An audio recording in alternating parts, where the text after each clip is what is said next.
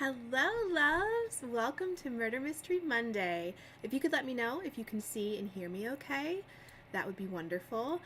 Welcome back. It feels so good to start a new series in the new year. Also, if I have any food in my mouth, you're just going to have to let me know because I scarfed down my dinner before live streaming. I had to cook this so quickly. I made a breakfast casserole with egg, cheese, sweet Italian sausage, hamburger meat, and what was the other thing? Hash browns. Just mixed it all into a casserole, and it was delicious. So now I feel like I can relax and fully concentrate on our new whodunnit. I have to give a little shout out to my Secret Santa from my publication. All the authors got together and did Secret Santa with each other, and mine got me a new whodunit for us to go through. This is called A Most Puzzling Murder by Bianca Marais. I really hope I'm pronouncing that right. But it's a puzzle mystery. Apparently, you have actual puzzles that are illustrated inside the book. I don't want to give anything away, but let me just see if I can find one. Yeah, like there's symbols, things we have to solve, and sleuth. So this is going to be an audience participation thing. I'm going to need your help because I'm not Nancy Drew. She's way smarter than me. So any fellow sleuths want to help me out as we read this, that would be great. But for now, I thought I would run you through what the book is, what the story's about, and then we just dive right in. So let me go to my web browser. Ta-da! I have made a new clue board for us for our new series, including a new picture to put at the top. I'm really proud of it. I think it looks so Nancy Drew. Anyway, I basically just made a copy of our clue board from the last series and took away all the information. So we're starting from scratch. Now, okay, this will scroll. Good. Sometimes that doesn't happen. Here's what we know. How do you solve a murder that hasn't happened yet? Destiny Whip is a former child prodigy, world-renowned enigmatologist, and very, very alone. A life filled with loss has made her a recluse, an existence she's content to endure until a letter arrives inviting her to interview for the position of Scruffmore Family Historian. Not only does an internet search for the name yield almost nothing, it's a role she never applied to in the first place. After she decodes the invitation's hidden message with ease, the promise of her family's secrets being revealed is too powerful a draw for the orphaned Destiny, who soon finds herself on Eerie Island. It's a place whose inhabitants are almost as inhospitable as the tempestuous weather. The Scruffmores themselves turn out to be not much better, a snarled mess of secrets and motives connected by their mistrust for one another. Their newly arrived guest proves to be just as much an enigma to them as they are to her. While Destiny slowly works to unravel the mysteries hidden throughout the ominous castle, she struggles to interpret disturbing nightly visions of what is to come. In the midst of cryptic ciphers, hidden passages, and the family's magical heritage and line of succession, Destiny is certain of two things. One of the Scruffmores is going to die, and she's running out of time to stop it. Interspersed with riddles and puzzles that both Destiny and the reader must solve, A Most Puzzling Murder is a one-of-a-kind mystery that will leave you guessing and gasping until the very last page. This sounds so fun. So here's the layout of our clue board. We've got our victim, who we don't know who it is yet, and then crime scene evidence that we'll put here. Any other tidbits we can put in this box here, and then we've got our suspects, my favorite place. I love putting together all of our suspects and gathering clues about each one, and I love when you guys participate and let me know who you think we need to add to this list. If we have an investigative team, I have a spot for that. In the last book we went through, we did. This may not be relevant to us because it sounds like it's just going to be Destiny who's head running this, but we have it there in case. We also have a timeline section and things to note. This little things to note was actually quite helpful. Just anything, this is what I use just for anything that pops into my head that I don't necessarily have time to organize later, or anything you guys find that you think is relevant enough for us to jot down and remember. We also have an important documents section. So if we're going through a puzzle, I may just take a picture with my phone and upload the picture into this area so that you guys can solve it with me and have a visual. But for now, we can get back to starting this thing. Oh, let me know what cozy drinks you all are having tonight. Mine is an Olipop. Another day, another Olipop. It's orange squeeze, which is my favorite flavor. It's so good. I was a sun-kissed girl growing up. That was my favorite flavor of pop, and I think it shows. But what are you all having tonight? Tea? Coffee? Any of you braving coffee tonight? Ooh, it's a little late for that, but I'm not judging. The first thing I want to do is read you the first page. So, we first have this, sorry, I have to do it kind of backwards because my left and rights are reversed in the camera. We have this image, which looks like a family crest. I'm not loving the image. Oh, I also need to go ahead and say I'm going into this blind. I 99% of the time go into a book blind. Sometimes I don't even read the back. It just depends. So I have no idea what's in here.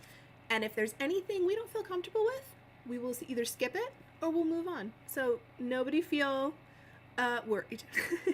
Because I have a very strict, it's okay to DNF policy, but I hope we don't have to. Now, this has Latin around it, and I did already go ahead and solve that. I'm not gonna lie, I asked ChatGPT to translate it. Nobody judge me. Because I don't know Latin, and I don't have any Latin books in my library to help. But what the words are, and I'm gonna absolutely butcher this, just so you're aware. The Latin says, numquam pulsate ad ostium mortis, nemors adest ut vos intrare admittat. And what that translates to is, never knock at the door of death. Death is there to let you in. If that is not an excellent way to start a whodunnit. Okay, we're going to read Dear Intrepid Reader. It's addressed to us, so we need to read it. Consider yourself warned. Nothing in these pages is quite as it appears. As our heroine, Destiny Whip, struggles to uncover the secrets of her past, which are somehow interwoven with the Scruffmore family's own dark machinations.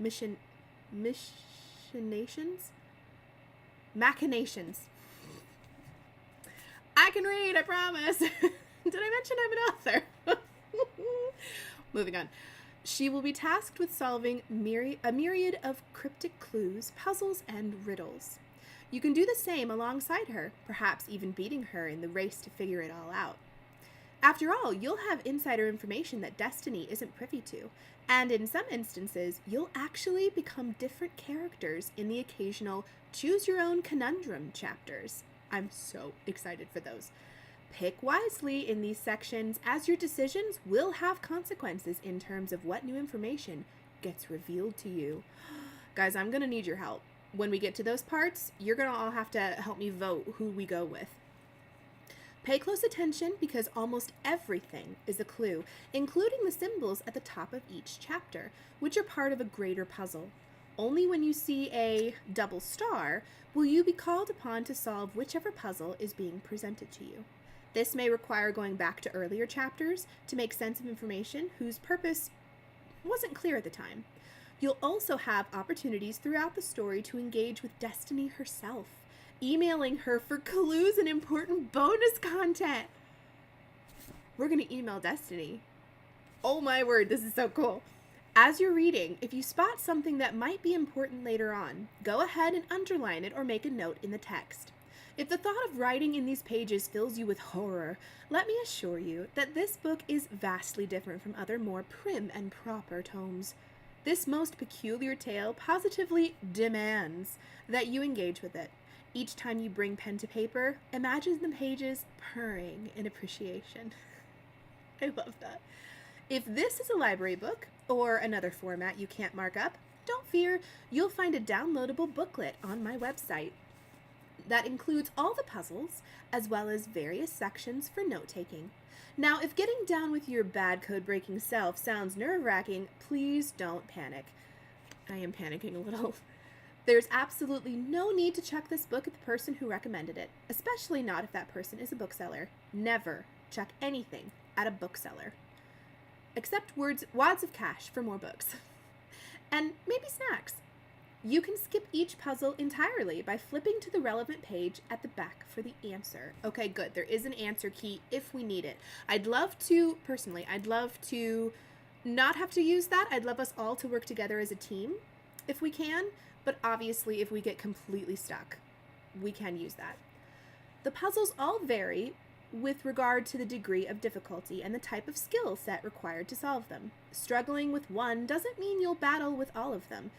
At least give them a try, because you just might surprise yourself. And isn't that one of the most incredible experiences of all in this puzzling adventure that we call life? Signed, your chief exasperator, Bianca. Bianca, I'm not sure if I'm excited or terrified, but here we go. Chapter 1. I did check. The first couple chapters don't seem to have any symbols that we need to make note of, except for this, which looks like a keyhole to me. So let's just keep that under our bonnets. Sunday, 9:57 a.m. Oh, I need to tell you, if you're new to this Murder Mystery Monday thing and you didn't watch the last series, I'm going to warn you now, I do voices and I do accents to help keep everyone clear on what character's what. to my own embarrassment, that's what I do. So feel free to laugh, because I can't hear you. Sunday, 9:57 a.m. Destiny Whip warily eyes her bedside table, which could easily be mistaken for a miniature graveyard, what with all the little pills neatly lined in staggering rows, positioned upright like tiny headstones. It certainly feels as though she's regarding the burial ground of her hopes and dreams, haunted by the specter of the enormous potential she's so dismally failed to live up to.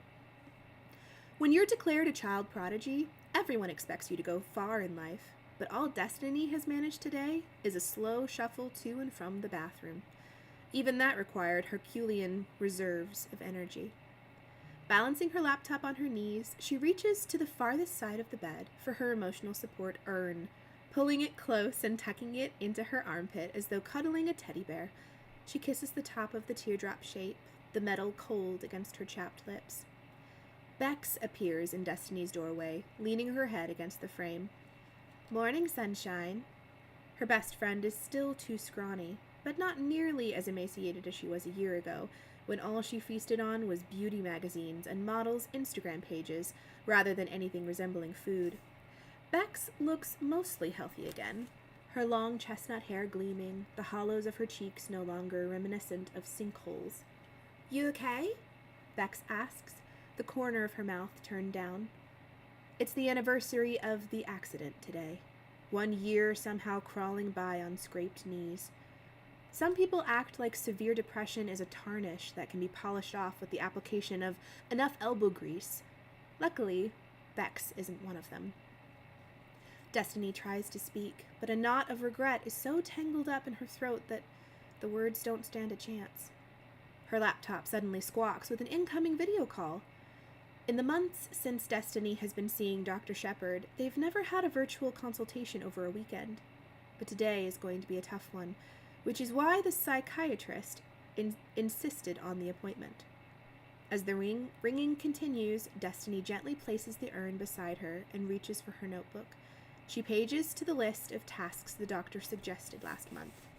Bex sidles up, reading over her shoulder. 1. Leave the apartment once a day to go for a walk or grab a coffee. 2. Reach out to an old friend or colleague to suggest a meeting. 3. Replace all the dead plants. 4.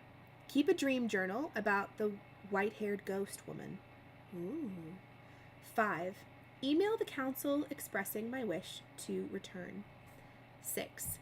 Accept one of the consultancies I've been offered, one that doesn't require travel. 7. Work on forgiving Nate. 8. Limit my interactions with Bex. Bex side-eyes the last item on the list. Rude, she huffs. You think I was a bad influence or something? Rather than answering Bex or the incoming call, Destiny thinks of how she's never flunked an assignment in her entire life. Always top of her class, and despite being admitted to university as a 12-year-old, Destiny cannot fathom this degree of failure. She's ticked nothing off the list, not even throwing away the plants whose shriveled corpses goad her, their untimely deaths undoubtedly due to the curtains constantly being drawn tight. That, and Destiny forgetting to water them. The laptop's ringing grates on Destiny's nerves, but she can't force herself to answer and face Dr. Shepard's disappointment. It will be carefully concealed, of course, with the psychiatrist gently pointing out there's always next week, or the week after that, to achieve these seemingly simple goals. But it doesn't matter how much of an extension Destiny is given. It's no use. For how can she possibly cut ties with Bex, who's her dearest, not to mention only, friend? Plus, there's no way the council of, this word again, enigmatologists will take her back after she's been AWOL for so long. Each time an envelope drops through the mail slot, Destiny fully expects it to be a letter informing her that they've revoked her membership. It hurts to remember how thrilled she was to be appointed president of the prestigious group just 13 months ago, and how she, Bex, and Nate all splurged on a fancy dinner to celebrate. When the call finally drops, Bex exhales, a long whoosh of defeat. I know I shouldn't enable you with all the talking, but it's not like I can call anyone on your behalf. They both look down at the image on the home screen of Destiny's laptop. It's a photo that was taken 13 years ago, when Destiny was 8. In it, her mother's arm is flung across Annie's shoulder, happiness radiating from the two best friends in waves. Destiny's eyes fill with tears as she studies her mother's straight black hair and pale skin, and those enormous glasses obscuring most of her face. Jutting her chin at Liz, Bex murmurs, I wish I'd known her.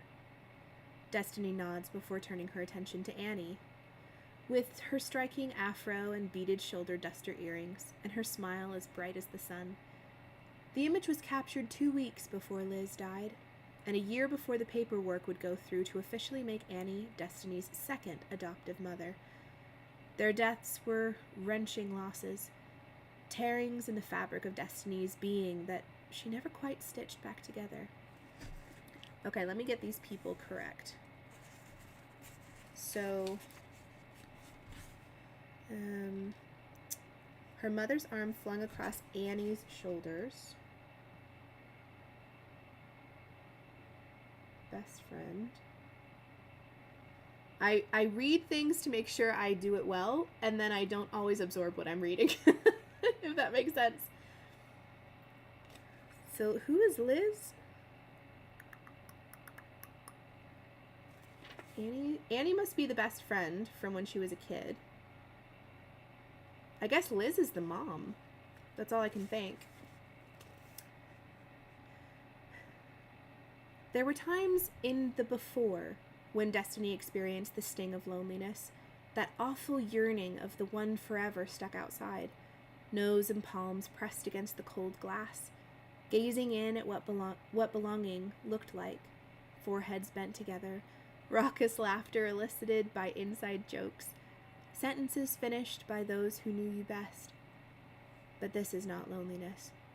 In the same way that a drop of water is not a deluge, the way a sigh is not a hurricane. Oh, I love that.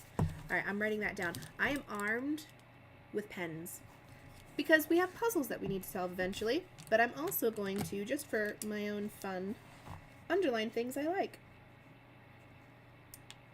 So I'm going to underline that line. That is so good. I'm so sorry that you're having such a rough time of it, Bex says, reaching out to tuck a flaming red curl behind Destiny's ear.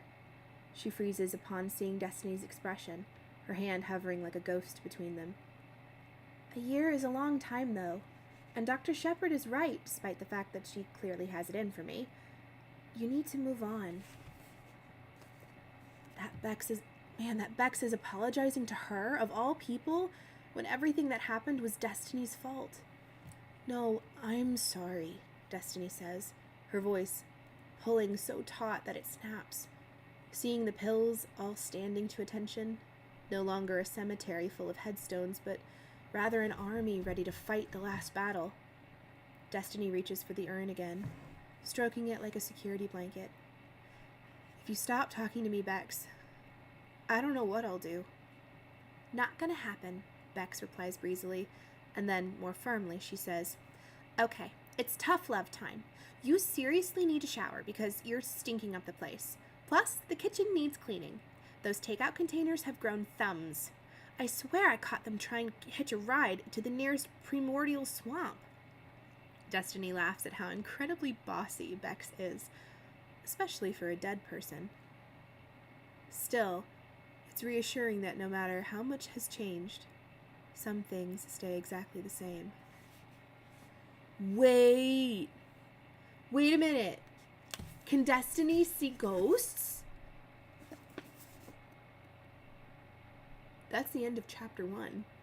How long have we been recording? Only 30 minutes? Oh my goodness. Okay.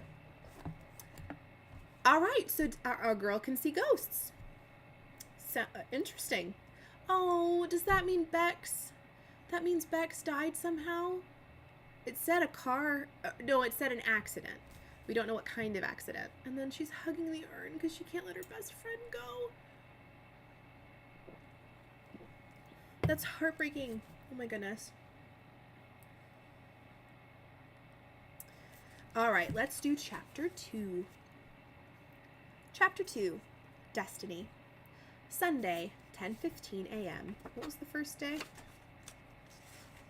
Sunday, 9:57 a.m. Okay, same day, just about 20 minutes later.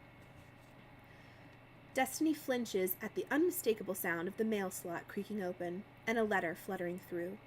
If she was waiting for a sign, then the arrival of a letter from the council would surely be it. Ignore it, Bex pleads as Destiny pushes her laptop aside to get out of bed. Who needs those losers anyway? Bex has never understood Destiny's affinity for the council, but then why would she? Even before she died, Bex always managed to fit in. Near the end, when her eating disorder began devouring her whole, most people didn't even notice because she constantly surrounded herself with similarly emaciated women in an industry that normalized her illness. But until the council, Destiny never knew what it was like to have peers. When other children her age were being invited to birthday parties or endlessly obsessing over their first crushes, Destiny was attending lectures at Yale, not only thoroughly annoying her professors who felt they were above babysitting duties, but also the other students who saw her as a precocious pain whose presence made them all look bad. Nerd, geek, dork, dweeb, freak, brown nose, boffin, propeller head, prodigy, wonk. They called her everything but her name, making Destiny feel like a lone pelican in a flamboyance of flamingos, so bumbling and awkward that she'd never fit in even if she doused herself with pink paint and walked on stilts. But the day she got the council's invitation, those hollowed hallways opened for her. Destiny found a squadron of other pelicans with their shoulders hunched and giant beaks agape, devouring knowledge as hungrily and indiscriminately as she did. They welcomed her as a contemporary, someone to be consulted rather than avoided, allowing Destiny, for the very first time in her life, to embrace her very pelicanness. And now here she is, about to be booted out of the only club she'd ever cared about. Shuffling to the front door, she spots a dove gray envelope that's landed face up on the bamboo flooring, her name written across it in antiqued script. Destiny Whip. There's no address or stamp, which Destiny thinks is strange until she remembers that it's a Sunday, and that no postal workers will be delivering mail today. She peers out through the peephole, spotting a cloak so black it's almost blue. It disappears into the elevator with a swoosh, a matador challenging a bull before the doors ding closed. A heaviness gathers and settles in Destiny's stomach. Apparently the council is so desperate to take her name off their letterheads that they've sent an emissary on the weekend. She wonders which one drew the short stick. Her money's on poor Dodkins, a delightfully eccentric little man whose area of speciality is 19th century puzzle boxes from the Hakone region of Japan. Sighing, Destiny trudges back to bed. Her laptop rings again, Dr. Shepard calling once more, but Destiny slams it closed, not wanting any witnesses to this humiliation. Bex sits next to Destiny, ineffectually trying to fluff the pillows. The envelope doesn't have the pretentious wax seal, so it can't be from the council. Maybe you've been nominated for another award, she exclaims, ever the optimist. But no, that can't be it. All of Destiny's work correspondence occurs over email. Her inbox full of hundreds of unread emails can attest to that. After slicing the envelope open with the lone jagged fingernail she hasn't gnawed off yet, Destiny withdraws the page. Here we have a letter. Dun dun dun, who could it be from? Dearest Miss Whip, I hereby acknowledge, I'm going to do it in a British accent because it sounds very official. My first accent of the new series! Dearest Miss Whip, I hereby acknowledge receipt of your application to replace Miss Lee Rue as the Scruffmore family historian. I'm sure you know how coveted this position is. It's no secret that ours is a most illustrious and mysterious lineage, and so I congratulate you on your compelling application and for making the shortlist of 2 approved applicants. Our family history has been a rather fascinating one, with most of the information required to unlocking its hidden within the Scruffmore vault, safe from prying eyes. Were you to be successful, you would be one of the rare outsiders granted access to those thousands of records that have come from all over the world, wherever a Scruffmore has lived in the past 2,000 years. Come via the last ferry on the 27th of February, and then make your way to the Grimshaw Inn and Tavern for the night. Tell them arrangements have been made and all expenses will be taken care of. Be at the castle on the morning of the 28th, ahead of your interview, at 12 p.m. Should you be awarded the position, the secrets of the vault will be yours to be revealed. Until then, Mordecai Scruffmore, from Scruffmore Castle on Erie Island. P.S. Your ferry tickets have been purchased. The ticket number for the 12th is, and then it lists a bunch of numbers, and that of the return is, and it gives a number. I have a feeling these numbers are going to be puzzles of some kind. Can you see? Yeah, those numbers right there.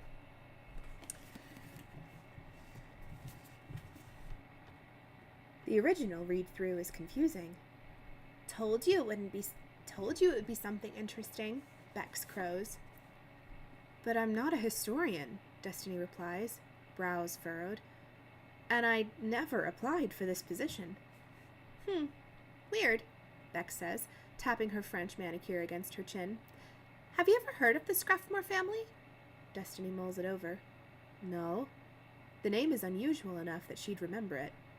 Google them, Bex instructs, her answer to everything. Destiny opens her laptop again with a pang of guilt over Dr. Shepard's 2 missed calls. She makes a mental note to pay for the consultation and email an apology. Googling the Scruffmore family gets 0 hits. Same goes for Mordecai Scruffmore. Nor is there mention anywhere of the job listing. Erie Island comes up as a vague blip on the map, about 30 miles offshore from the town of Gwilumbury. I'm sure I butchered that. While the ferry terminal is listed as being a 3-hour train trip away, there isn't any mention of the island's castle or Grimshaw Inn and Tavern. There are no pictures of the island at all. not even satellite images on Google Earth. What in the world? Destiny mutters. Her mind begins to fizz, like it's been carbonated. She welcomes the old familiar sensation, how alive it makes her feel. Doing a deeper dive, Destiny scrolls through dozens of search engines and result pages before finally being rewarded with one grainy photograph of Mordecai Scruffmore. It's listed with no explanation beyond being captioned with his name on a defunct website that was designed before Destiny was even born. Well, isn't he delightful? Vex murmurs, studying all the star tattoos inked across Mordecai Scruffmore's forehead. Interesting. While Destiny can believe some kind of administrative error resulted in the letter being sent to her, she can't understand why there's barely any mention of the Scruffmores or their island anywhere on the internet, especially not if the family is as prestigious as they claim. Picking up the page, she reads it again, noting that today is the 27th of February, the day on which she's meant to arrive. She wonders if this is some kind of prank by something about the letter niggle, but something about the letter niggles. As she studies it more closely, Destiny's jaw drops when she spots the key to unlocking the hidden message. Oh, we got our first double star. Wait a minute. Okay, there's a note at the bottom, right here. Let's see what it says. You now have all the information you require to figure out the key to unlocking the hidden message. If you need a clue to assist you, email destinywhipclue@gmail.com using the subject line Clue 1. Once you've uncovered it, turn to page 457 to check your answer. Okay. Okay, wait. Now I'm panicking. She spots the key to unlocking the hidden message. Okay, so let's look back at the letter. I'm going to take a picture of the letter and put it on our clue board so that you all can see. Let me move over here so that there's better light. Eventually, I would like to have 2 cameras. Oh, I didn't mean to do that.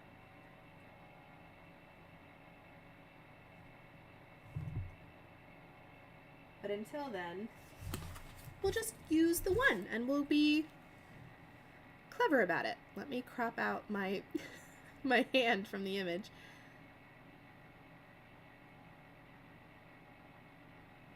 Let me crop the image for us.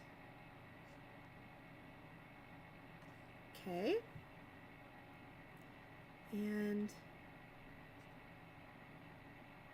see if I can make it look a little clearer.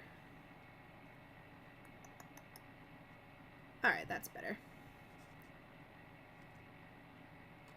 Let's send it to my computer. This is going to be the new way we do things, guys. Alright.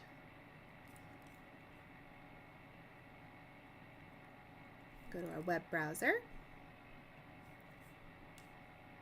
And oops, let's go down to important documents. Add image. And that was here.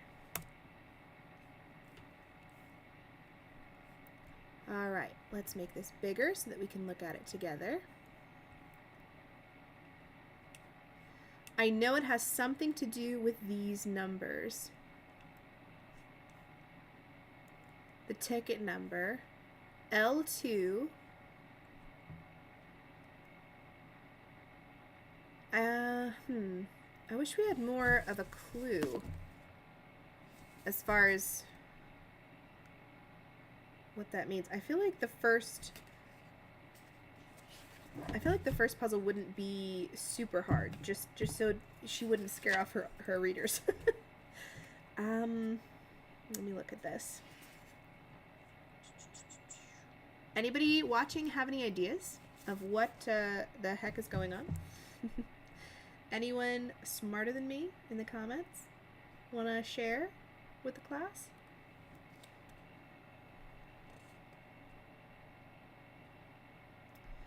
my first thought was the numbers could associate with the alphabet. I need a notebook. I didn't think about this. I need a notebook. I have 1,000, but none of them are readily available. Nope, I'm gonna use that.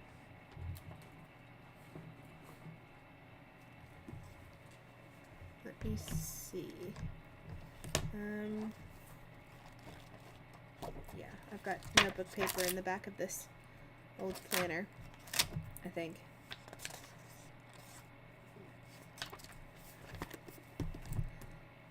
Let me just see if, because it says L233.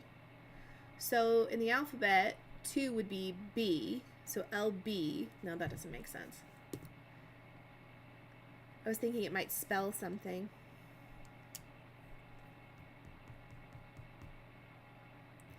I'm not sure.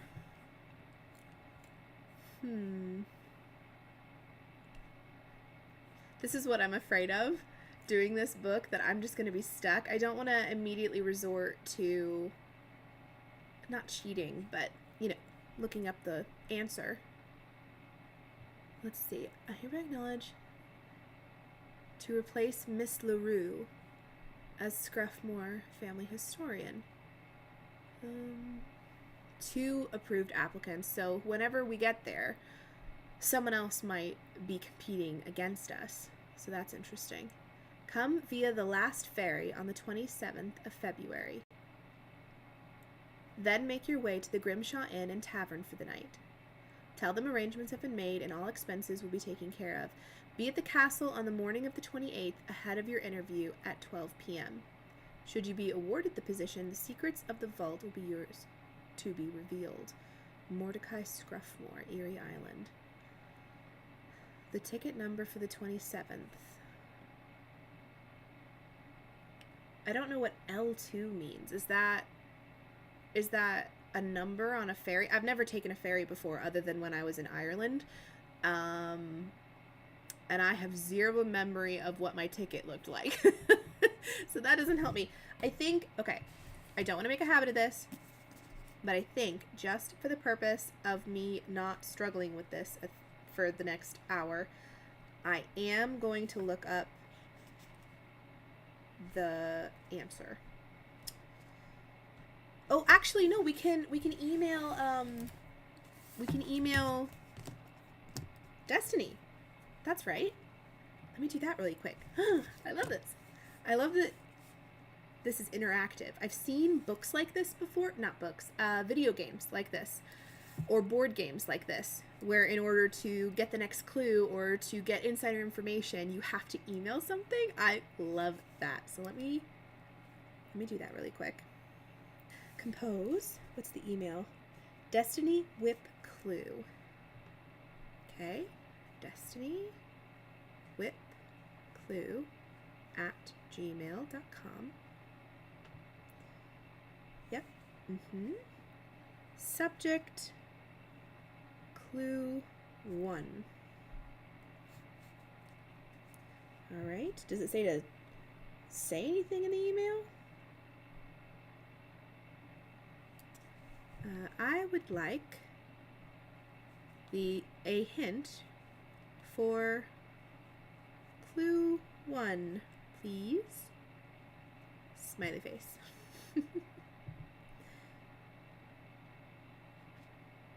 All right. I wonder if it's an automated thing. You'll get something immediately.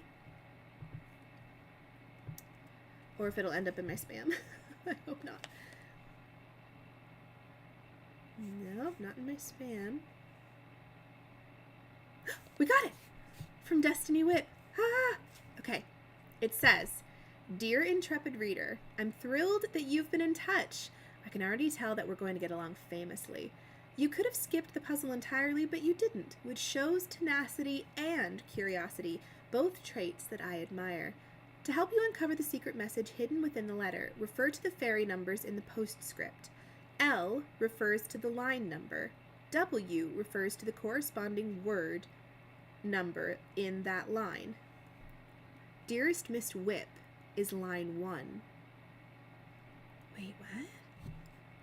I'm gonna screenshot this and upload it to the clue board too, so we can read it together. All right, let me crop this. I love this. This is so fun. Let me know in the comments, anybody who's watching, even if you're watching after the fact, is this fun? Or is this stressful? Are you enjoying yourselves? I sure hope so. I'm having fun. I would do this on my own, but I wouldn't have near as much stress or pressure to do this well. Okay, let's move this over.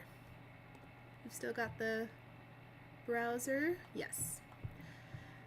All right. Refer to the fairy numbers in the postscript. Oh, wait. Wait. L refers to the line number in the letter. Okay, so it's good that we have the letter right here. W refers to the corresponding word in that line. Oh, okay. I get it now. Hold on. Just a minute. Okay. I need a little note thing. Where's a note thing? Note. Yes, drag me. I'm dragging. Let's move this over here. Can you still see? Yep. Oh, I'm so excited. Hold on. Can we move this here? Let me make it a color that we can all see. There. Ooh, is that too glaring? No, it's fine. Okay, so line 2. So this is all of the line words. My brain is going so fast. This refers to the line in the letter. This refers to the word in that line. So we need line 2, word 1, which is dearest? No, line 2. So that's I. So I. Line 3, word 7. 1, 2, 3, 4, 5, 6, 7. No. I know. Line 3, word 10. So if this is 7, 8, 9, 10. The. Oh my gosh.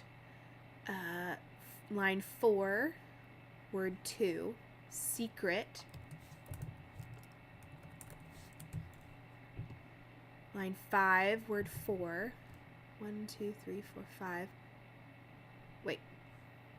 Line 5, word 4. There are only 3 words.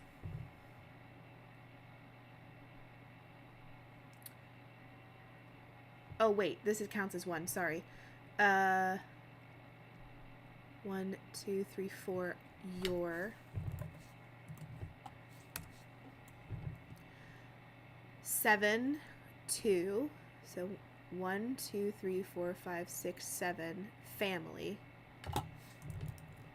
I know the secret, your family. 7, 4 has. 8, 5. 1, 2, 3, 4, 5 hidden. Oh my goodness, this is so exciting. 11. So that's 5. 6, 7, 8, 9, 10, 11 hidden from. 9, 2, you.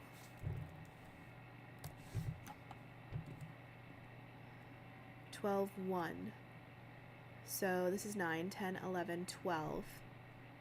Come. 12, 11. 2, 3, 4, 5, 6, 7, 8, 9, 10, 11. Come and 14, 2. 13, 14. All. 14, 4. 3, 4. Will. I had a feeling the next word would be will, but I wanted to double check. 14, 5. Be. revealed. 16, 9, 14, 15, 16. 1, 2, 3, 4, 5, 6, 7, 8, 9. Revealed. Yep. Okay. 13, 8. So this is 16, 14, 13. No, 16, 15, 14, 13. 8. So 1, 2, 3, 4, 5, 6, 7, 8. Tell. 4, 1. 1, 2, 3, 4. No. Tell no one. 7, 9. 1, 2, 3, 4, 5, 6, 7.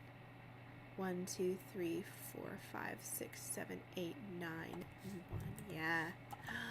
So the secret is, secret message, I know the secret your family has hidden from you. Come and all will be revealed. Tell no one. That was so cool. Okay. Let's see. What's the chapter end with? We solved it. I'm so excited. Once the secret has revealed itself, Destiny's hands begin to shake so violently that she puts the page down so she won't rip it. This is the letter she's been waiting for her entire life. The one she never dared believe would actually arrive. She feels lightheaded, sick with expectation. The last time she felt this way was when she found the other letter, the one that arrived mere days before her mother's death. That one was signed, Yours, Kai. Mordecai and Kai. 2 mysterious letters arriving 13 years apart, signed with similar names. That can't be a coincidence. Surely. Destiny's heartbeat stomps out a rapturous percussion of something she hasn't felt in a long time. It takes her a moment to identify it as hope. Eee! I'm so excited! This is fun! Oh my goodness. Okay. Should we go to chapter 3? We do have a little longer if we want. How are we feeling? Do we want to go into chapter 3? Chapter 3 is really short, so we can do that. And then we'll assess if we want to do chapter 4. I feel like this is going to be a problem moving forward, that I'm just going to want to keep going and not stop the live stream. But we do have to stop at some point. I do need to sleep. You all need to sleep. Okay, chapter 3, Destiny. Sunday, 11:02 a.m. Destiny's fingers tremble against the keyboard as she looks up the ferry schedule from Gillimbry to Erie Island. The last boat leaves at 7 p.m. She doesn't have any time to waste, considering that she still has to pack, embark on an hour-long walk to Peddington Station, and then endure a 3-hour train trip before she can board the ferry. But first, she'll have to make a list. Sorry, everyone. My nose needs a little help. Okay. We don't have time for that. We have to read. She grabs her notebook and pen to jot down all her questions. 1. Does Mordecai Scruffmore know who my biological parents are? 2. Oh, wait, we're still on the web browser. Sorry. 2. Does he know why I haven't been able to find any records of them, or of my birth at all? She hesitates, biting the tip of the pen, almost too scared to express the yearning that feels too much like the grabby hands of an infant reaching for the moon. 3. Is there a chance Mordecai could be my father? Destiny's breath catches at the audacity of committing this question to paper. Now that it's written down, a permanent record, she can't erase it. Even if she rips the page up and flushes it down the toilet, there's no going back in time to unask it. Wouldn't he have just told you that in the letter, though? Bex asks gently. Why all this subterfuge? Destiny shushes her so she can finish the rest of her questions. 4. Did Mordecai know either or both of my adopted mothers? 5. Does he know what happened to Liz? 6. Can he explain the 2 strange dreams that came true? 7. Does my biological family want to meet me? This last question is too much. Hope is one thing when it's a window cracked open to let the breeze in. This is the equivalent of ripping off the whole roof. Destiny snaps her notebook shut so she doesn't have to see the physical manifestation of her raw need. She wrestles a backpack from the depths of her closet, then sets it down on her bed before flinging clothes onto it.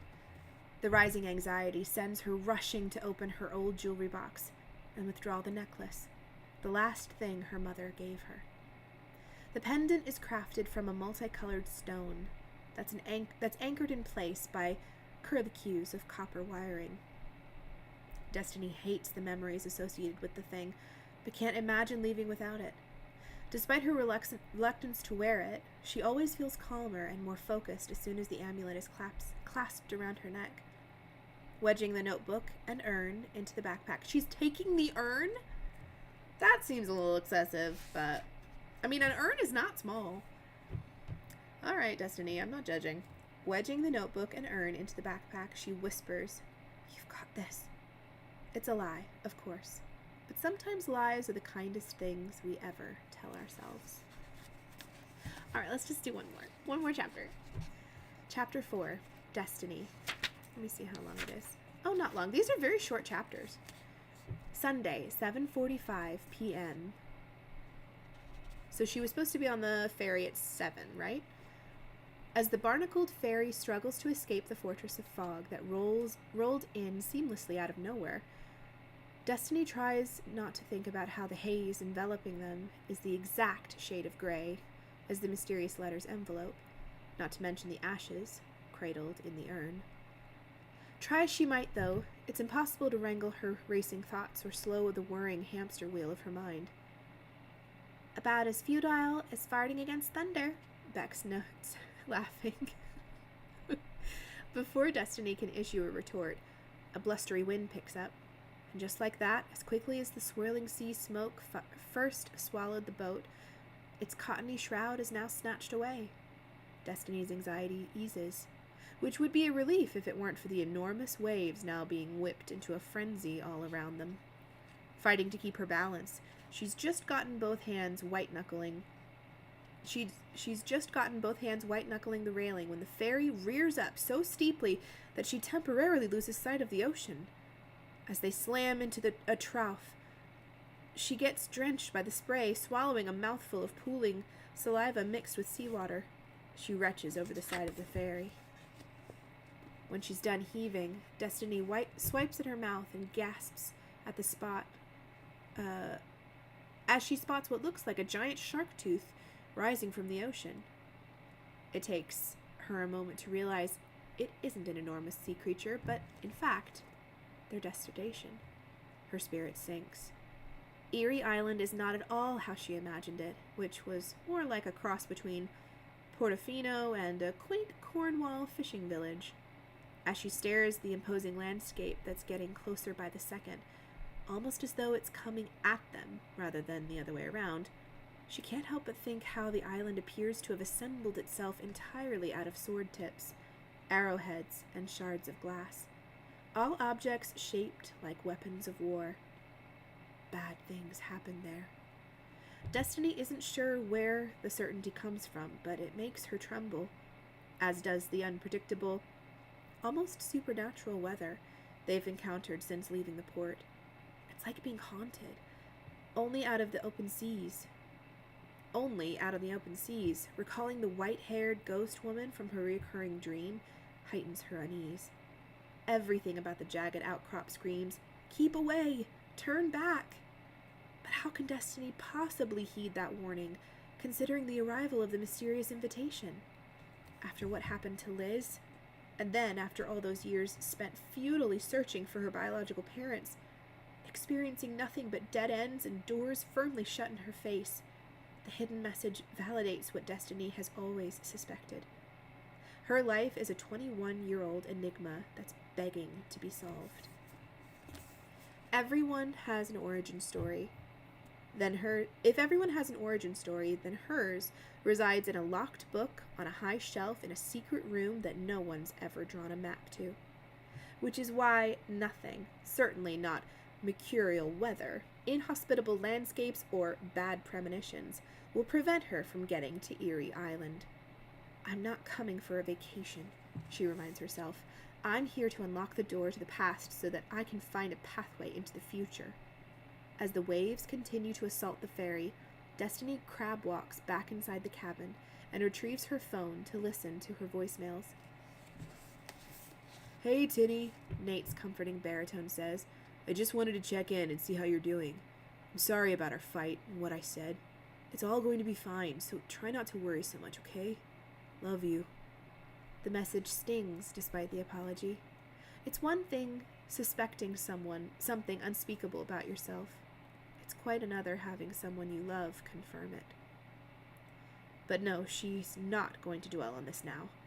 Heading for a bench, Destiny opens her backpack. Reaching under the urn, its brass icy against her fingers, Destiny swaps out her phone for the notebook. Just holding the pages reassures her that she's done the right thing by coming.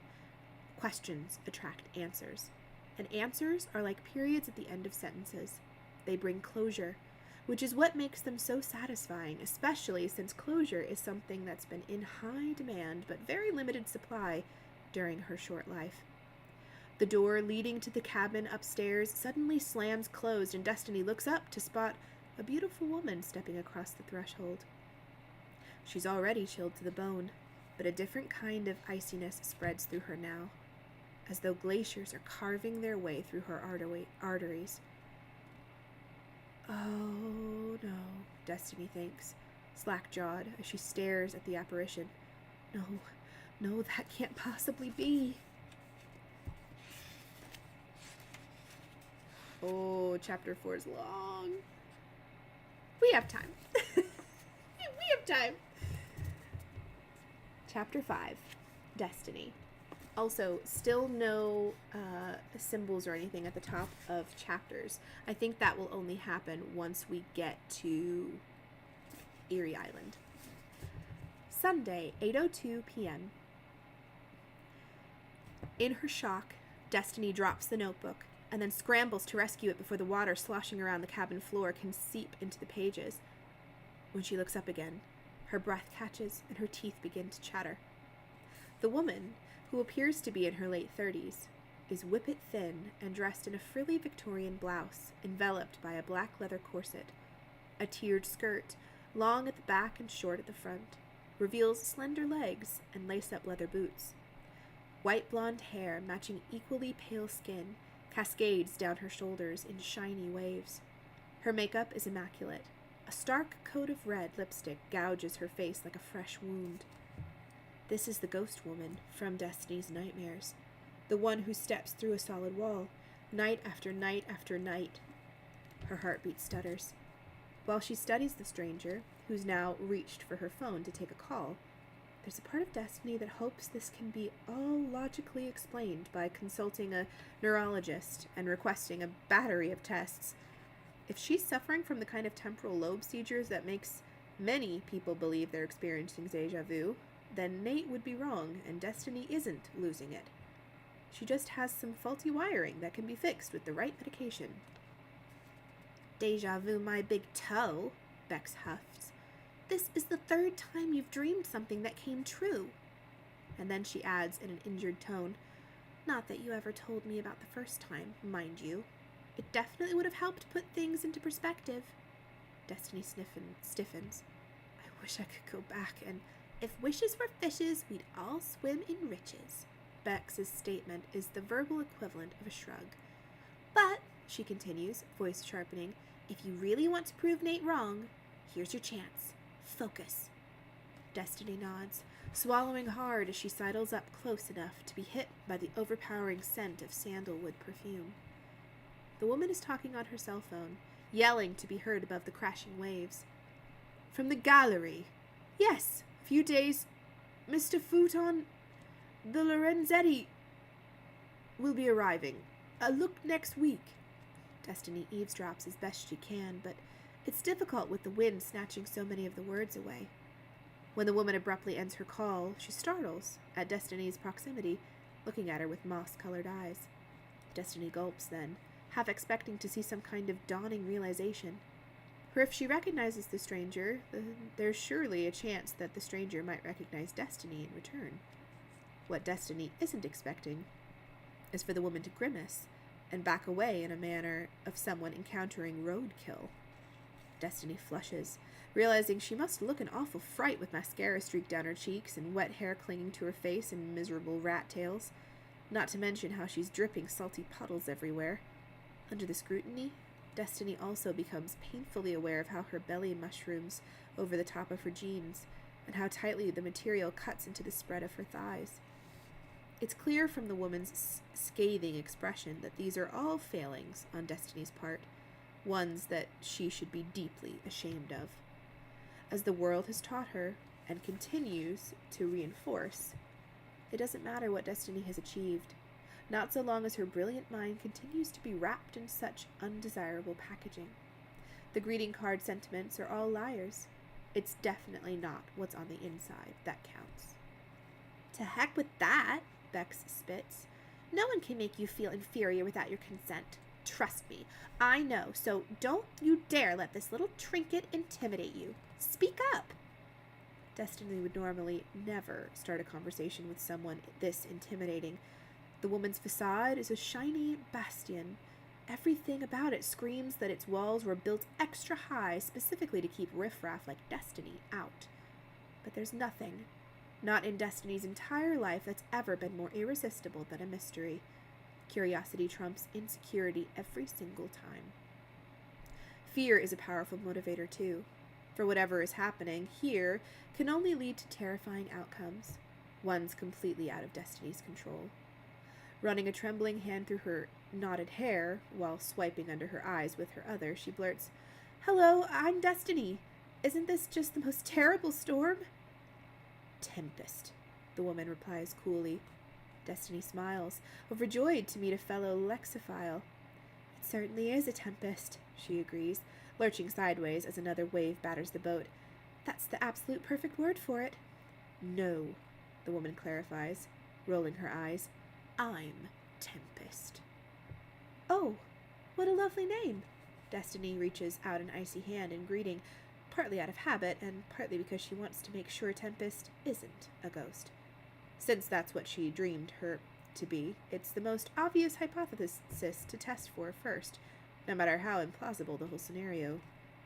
As their hands connect, so not a ghost who smells of sandalwood, Tempest looks disgusted as she regards Destiny's wrinkled fingers, which resemble those of a corpse that's just been hauled from a watery grave. "Isn't it fascinating how our skin does that?" Destiny asks. Tempest doesn't look remotely fascinated, but Destiny continues to babble. The longer she can keep the woman engaging with her, the likelier she is to gather enough clues to figure out what's going on. Did you know that it's an evolutionary neurobiologist in Idaho? Did you know that it was an evolutionary neurobiologist in Idaho who suggested that skin wrinkling, being an active process, must have evolutionary function? And, as I discovered earlier while hanging on a railing outside, I have to agree with his conclusions. Ridged fingers really do give a better grip on wet conditions. "For cripe's sake," Tempest mutters, shaking her head and looking even more revolted than before. Scrutinizing Destiny in a way that makes her feel like a specimen under a microscope, Tempest says, "Your eyes are two different colors." It sounds like an accusation rather than an observation. It's clear that Tempest doesn't approve of someone who can't be bothered to ensure that their irises match, which says something about her, as does her complete lack of curiosity, even her revulsion, about how her own body works. She was also deferential and polite with whomever she spoke with on the phone, clearly a superior, and yet she has no compunction with being so incredibly rude to Destiny, someone she deems inferior. These are observations that Destiny stores away in the useful information folder that opens in her mind each time she goes into a mystery-solving mode. She also detects regional dialect use and an unpolished accent that occasionally peeks out from behind Tempest's more refined one. Another interest bit of insight, since it's been Destiny's experience that people only rewrite their history when they're ashamed of it, and Tempest is clearly a person who's worked very hard to reinvent herself. Aware that her racing thoughts have created an awkward silence, and that Tempest is now glaring at her while waiting for an answer, Destiny says, "Yes, sorry. One eye is amber and the other is blue. It's called heterochromia, and it's caused by a gene mutation, as is my red hair." She forces a laugh. "I may as well be a mutant, all things considered." Regarding Destiny as though she were a mutant, Tempest says, "You also have a kind of gunk down your front." She nods at a khaki stain on Destiny's t-shirt, "though I can't begin to imagine what that might be." She adds, shuddering, "That's probably from the muffin I threw up earlier," Destiny answers. Tempest pulls a face as if to say, "What is wrong with you?" "A lot," Destiny is tempted to reply. "I've been so debilitated by grief that this is the first time I've left my apartment in a year. It's been so bad that I've had to consult with my psychiatrist via Zoom 3 times a week from the safety of my bed. You're one of the first people, besides Dr. Shepard, that I've had a conversation with all that time. My best friend died," she also wants to explain, "and I carry around an emotional support urn. I can't travel in cars anymore, which has made the trip here much harder than it needed to be. I was a child prodigy and am a certified genius, but the problem with that degree of intelligence is foolishly believing you have all the answers because you always did. But guess what? Life isn't predictable or orderly. Like data or facts, it's messy. It doesn't let you study for it. There are no mock exams. Also, your presence here is terrifying. You are a harbinger that can only signal doom." But Destiny can't say any of that. Instead, she asks what she's wanted to know all along. "Why are you visiting the island?" Tempest opens her mouth, but before she can answer, the fairy lurches and then shudders. "We have arrived at Erie Island," the captain announces over the crackling speakers. "Get off the boat before we're battered to matchsticks." Tempest dashes to the luggage hold while Destiny wrestles with her backpack, the tangled straps putting up a fight. Battling to keep her balance and not throw up again, Destiny bends over, hands on her knees, to take a few deep breaths. When she finally straightens up and staggers from the ferry, lightning zigzags overhead as raindrops begin to pelt down. Looking out for Tempest while sprinting to the tiny ferry terminal, she's surprised to see a horse and carriage trundling up the hill like something from a Dickens novel. Tempest is nowhere to be seen, and neither are there any cars about. Their absence is reassuring, one less thing for Destiny to have to worry about. She's about to enter the odd little structure when an ancient man, his spine curved like a pirate's hook, steps outside and locks the door behind him. "Hello," Destiny says. "Could you please tell me where I might find the Grimshaw Inn and Tavern?" The old man points up the hill. "That was the last taxi." Destiny has no intention of catching a taxi, but she's still taken aback. "What? That horse and buggy?" Destiny asks incredulous. "That's the taxi?" "Yep."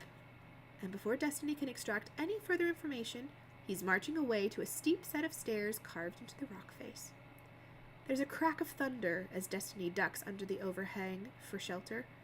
She can't believe she let Tempest get away without so much as a clue as to why she might have appeared in her dream. While Destiny can't control the prophetic nocturnal visions, the one thing she can do is apply her substantial intellect to figuring out what they mean. Because if she doesn't, some future disaster awaits. Of that she can be certain. She's failed twice before. She can't fail again.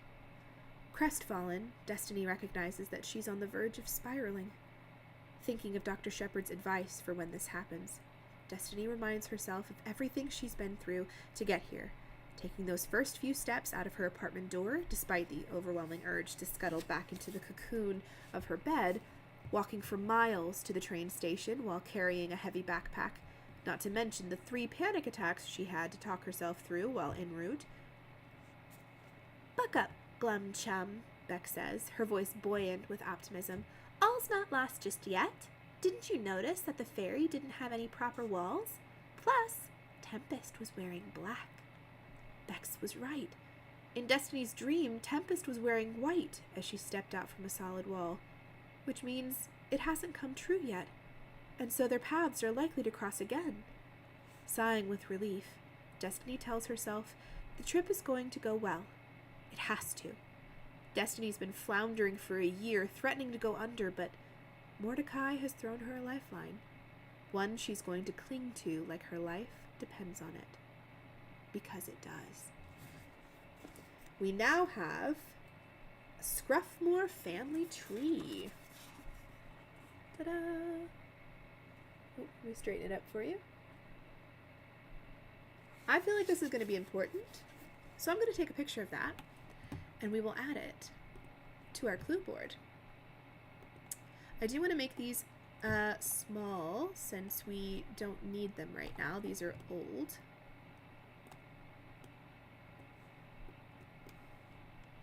Right there. Oh, I figured. Hang on. Oops. Let's do...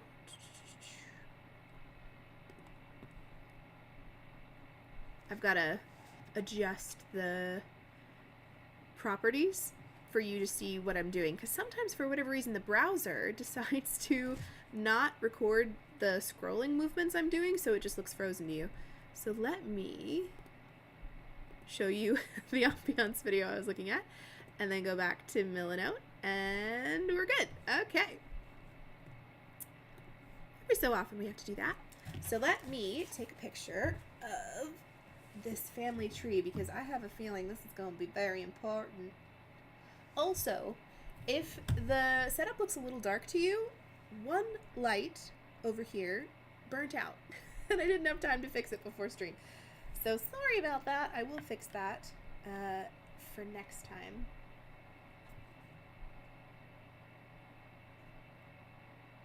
There we go. Let me edit it a bit real quick so that we can have a nicer image to look at. Up the brightness a bit.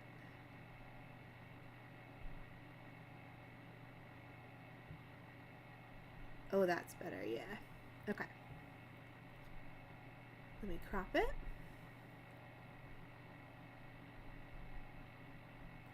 Perfect. Upload that to my computer.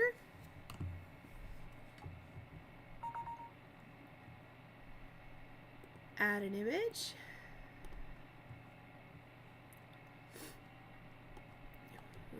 That one.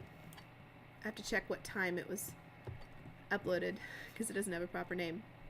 Alright, so we've got Scruffmore family tree.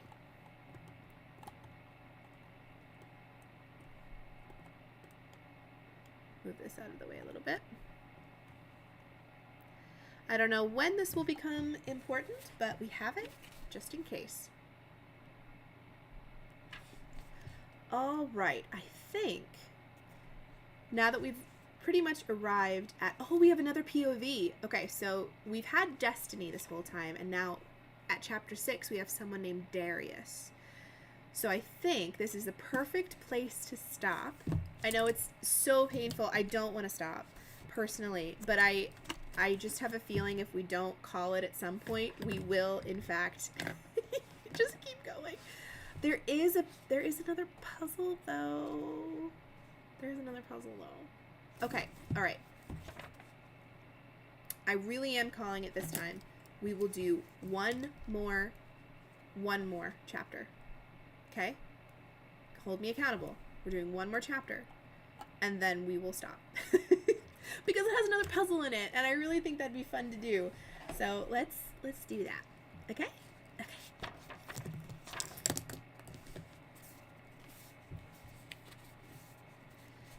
Let me go back to. Well, I'll leave the web browser view up just in case the family tree is important as we read this chapter. Chapter 6, Darius. Sunday, 9:20 p.m., so a few hours later. Spurred by his paranoia over usurpers coming in to steal the crown, Darius shoots a furtive look down the darkened passageway outside his father's office. Mordecai is in the tower, which is frustrating because it's there, in the beating magical epicenter of the island, among the artifacts, sigils, runes, and all the enchanted apparatuses that make his father so powerful, that Darius is certain His father has hidden his updated last will and testament, along with the secret plan for his succession. So, as with every rich family, money's involved. But if the tower is the island's heart, then the office is the throne room, which makes it a symbolic place for Darius to be on the eve of his ascension. If the documents aren't here, he'll break into the tower in the early hours of the morning once his father and Lurk have cleared out. And if the documents aren't there, the only other place they're likely to be is the vault. It's going to be a long night, but Darius has come prepared this time. Once assured that he's the only person lingering in the shadows, he takes a deep breath. The spell work required to open the door will be extremely intricate. Not only that, but Darius will also have to cover all traces of the magic he's about to perform, so his father won't be alerted to his presence. One misstep, and an alarm will sound, instantly summoning Morty. Morty? You mean Mordecai? The door is also likely to be booby-trapped, gravely injuring anyone foolish enough to dare trespass. Darius's fingers tremble as he closes his eyes and channels his powers. Muttering an incantation, he hovers his hands over the handle. Daunted by the heat radiating from the metal, he feels beads of sweat gather at his temples before slowly trickling down his cheeks and neck. The lock remains resolute, refusing to yield to his ministrations. Darius digs deeper, harnessing the power of his thundering heartbeat, but something's wrong. His eyes snap open as the stench of burning. Fingers of smoke claw their way up from the keyhole, raking the air. Darius is just about to lose his nerve and flee when there's a click, and the door swings open. He lets out a grunt of satisfaction as he slips inside. "See, Father, see how far I've come." Having only been granted entry to the office twice during his lifetime, Darius is still awed by the scale of his father's desk. Rather than a usual rectangular shape, it resembles the jagged contours of Erie Island, as though lava was poured around the family patriarch and left to harden. In the middle of the desk, in a circle carved out specifically for it, sits the chair. With its towering jewel-encrusted back, ornately carved armrests, and dragon leather upholstery, it's a throne fit for a king, which is exactly what Darius intends to be. Does anyone else feel like we've just started reading a totally different book? I feel like we started with a contemporary setting, because we talked about cell phones and apartments, and now we're talking about magic and thrones. I feel, have we stepped into a parallel universe? Circumnavigating the desk, he scans the room for where the documents are likely to be stashed. They won't be anywhere obvious, of course. Nothing quite so tacky as a filing cabinet. So Darius is fully expecting to have to use more complicated magic to uncover their hiding place. He rolls up his sleeves and begins engaging the mechanisms of his arms, elbows, wrists, and fingers. Contorting the air, he bends its molecules to his will, shoving and tugging, twisting and summoning, power flexing every muscle. The words he whispers morph from mere breath into invisible missiles, which he directs to seek and reveal, pursue and discover. But after more than 15 minutes of intricate spell work, Darius is breathless and hasn't gained any traction at all. None of the paintings swing out to reveal a safe embedded in the wall. The wainscoting is innocuous, nothing more exciting than wood panels laid over stone.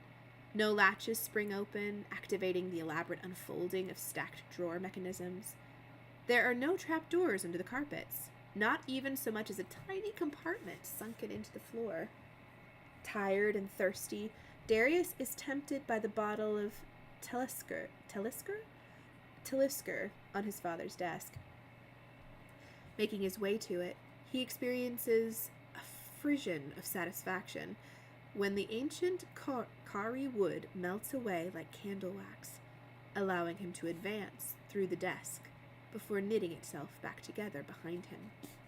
Once enveloped by the juggernaut, almost as though he's wearing it, Darius sits and reaches for the bottle of 30-year-old scotch, He pours himself a glass and takes a deep sip. Darius can't help but think about the last time the family was summoned. It was 2 years ago on his 30th birthday, and he'd fully expected his father to abdicate and offer Darius the throne. While Evangeline is the eldest child, she renounced all claims to the title before her 30th birthday, doing so at Morty's encouragement after their father made it clear he didn't view her as a worthy candidate. Unlike with the peasants' monarchy, where a ruling sovereign is expected to serve until they pass away, even if that's well into their dotage, magical royalty can only rule while their powers are still strong. Shame twists in his gut as he recalls what happened at the gathering. The elaborate test his father engineered to challenge Darius's powers, and just how dismally he'd failed.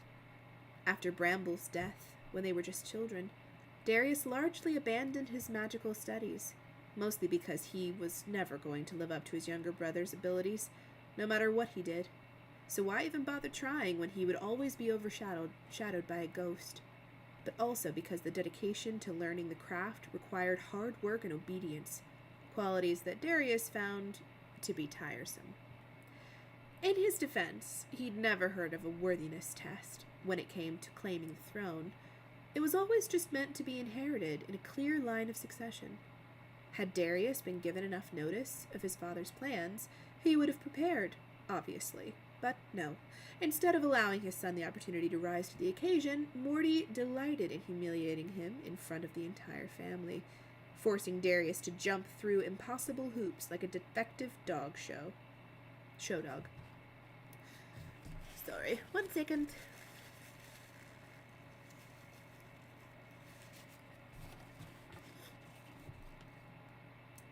So is Morty the dad? Is Mordecai the dad? Because he called him Lurk, so it sounded like he was a servant or a second-hand man kind of guy. I think Morty might be dad. We'll see. When Darius expressed his bewilderment in the aftermath, Morty laughed in his face. "You think the throne just gets handed down on a silver platter, boy." "But that's how it happened for you, isn't it?" Darius challenged. "You didn't need to pass some humiliating test to take the crown from your father." Darius was born almost 3 years after Morty became Sorcerer King, but he'd heard all the stories of his father's ascension, and none of them involved a baptism of fire. "That's because I'd proven myself worthy decades before my 30th birthday," Morty shot back. "The immense power required to maintain dominion over supernatural subjects means the Sorcerer King has to be in his magical prime, not merely a pathetic figurehead. You're less powerful now than you were as a child." Morty shook his head, disgusted. "You're nothing but an embarrassment. And delusional to boot if you thought I'd be handing my legacy to a son who has the magical abilities of a peasant."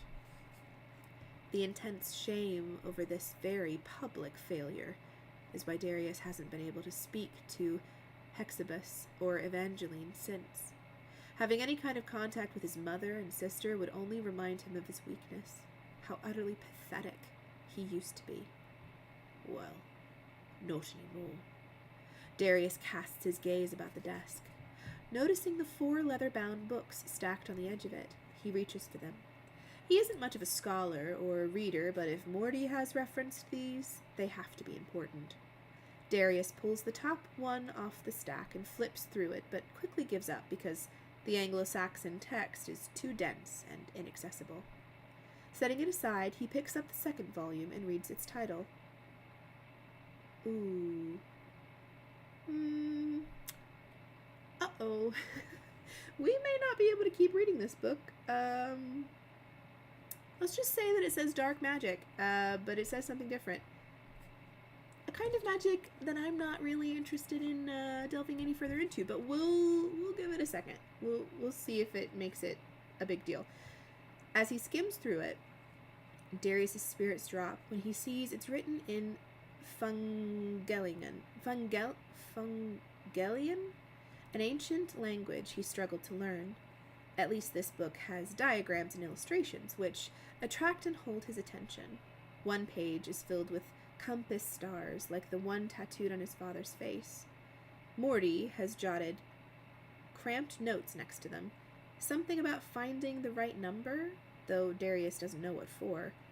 He closes the volume before opening one of his father's notebooks on spellwork. In it, Darius discovers a series of calculations. The ink from some of the earlier ones has faded, while others look like they were worked on recently. And then we have here, let me switch. We have, this way, some symbols that we will probably have to translate. Now, I do want to say, if this book just deals with magic in a Harry Potter kind of way, like a superhero kind of power, I'm fine with that. But if it delves into occult magic, real magic, I'm not interested in that. Like the bad, dark kind of magic. I'm not interested in that. So if we get to that point, I'm just warning you now, I am more than willing to DNF this. And if you don't know what DNF means, it means do not finish. And we will pick up another mystery, and we'll enjoy that just as much. I want to give it a fair shot, though, so let's finish this chapter and see what this puzzle tells us. I do want to let me take a picture of the puzzle, though, and add it to the clue board.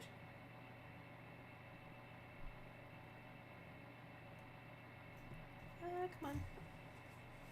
It's hard to get it not in shadow.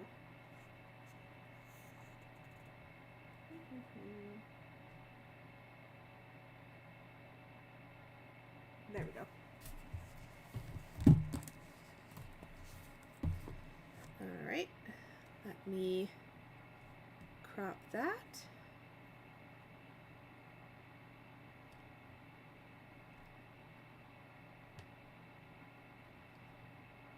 And edit it.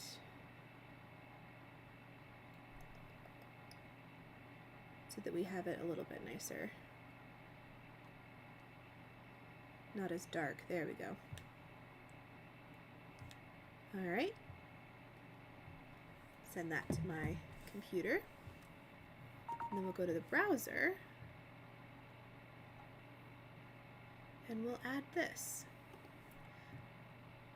So it does say that we will have to go back and reference other chapters. So I don't want to totally get rid of all these puzzles, simply because we might need them later. So I think what I'll do, let's see. Yeah, I'll just scoot it over here. Oops, no. Oh, I guess I can't fully select it all. One at a time. There we go. Move that up. Move this over. Now we've got some room. Let's add the image. Here.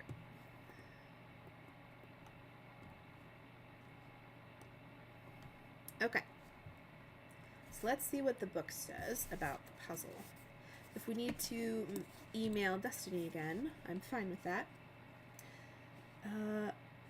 You now have all the information you require to work out these equations. If you need a clue to assist you, email Destiny using the subject line Clue 2. Once you've solved them, turn to page 458 to check your answers. Oh, so we need to double check that we are correct.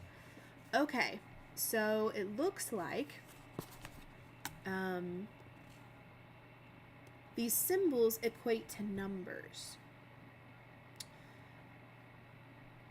I'm just going to take a wild guess that the circles and lines, these ones here, each one of these equal 10. So 10, 10, 10 equals 30, right? So then if this is 10, we need 2 of these, which are the same number, to equal 55. 25 and 25 is 50. Math is not my strong suit, guys. I'm just going to warn you. Even simple math, when I need to when I have an audience, even simple math just whoop goes out of my head. So I might need your help. What do we think? What do you think these two circular symbols are, number-wise in correlation? Any guesses? So if we have 10, I'm writing down on a piece of paper. If we have 10 plus, 30. 30 and 30 is 60. 25 and 25 is 50. So what about like 27 and 27? 14, carry the 1. 5. Ooh, close. So what about 28 and 28? 16, carry the 1, 2, 4, 5. No. Huh. Well, that makes no sense. How do you get... These have to be the same, these circle ones. Like these were all 10s. I mean, that's what we're basing it on.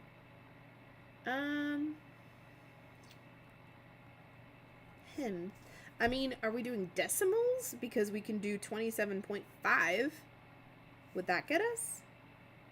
So I'm just going to try 27.5 plus 27.5. I totally forget how to add decimals. I'm going to use my calculator. That's what I'm going to do.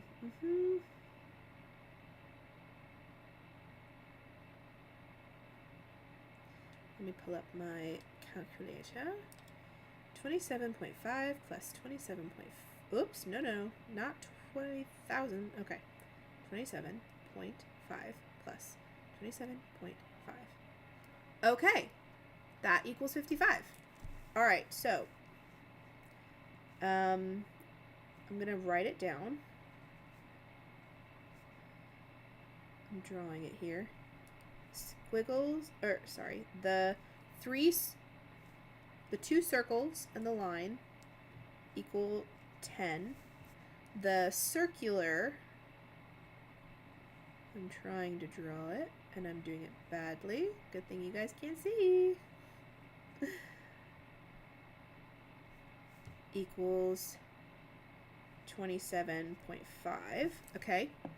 Now, oh dear. Oh wait, no, I did it wrong. Oh, I messed up. Look, plus sign and times, multiplication sign. Duh, Cassie. Okay. All right, let's try this again. Sorry. All right, so this plus this times 10 equals 55. Come on, Cassie. This is not hard.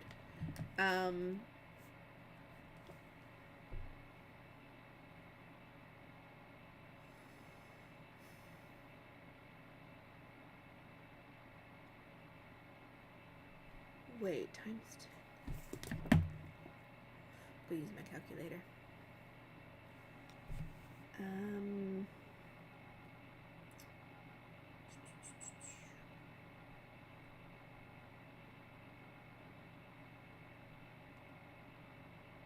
All right, so it can't be that. Times 10 equals 55. What about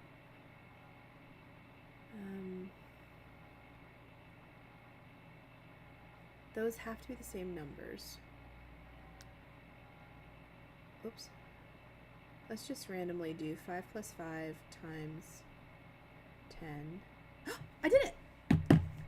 Okay, so that equals 5. The little circular one is a 5.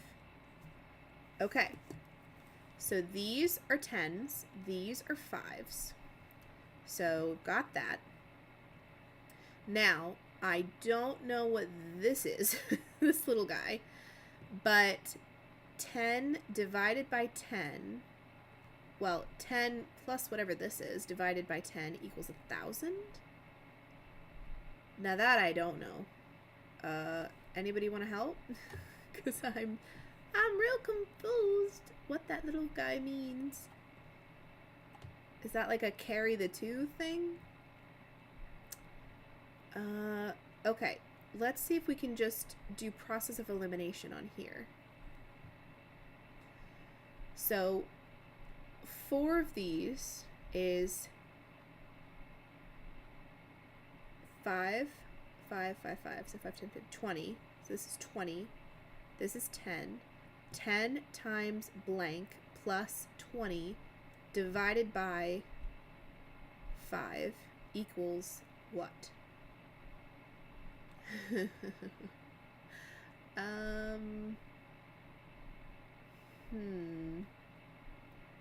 Maybe we shouldn't have ended on this puzzle.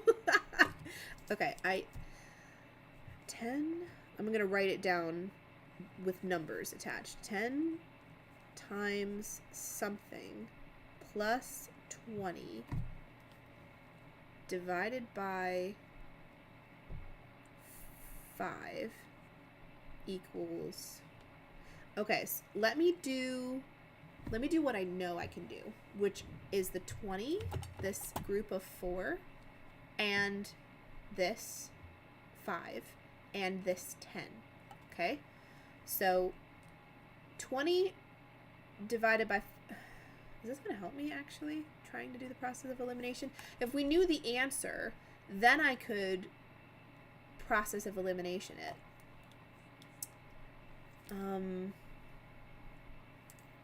Let me just... I don't want to give up, but I do want to email Destiny and just see if she has a clue she can give us. Clue 2. That's what it says to do, right? Yes. Okay.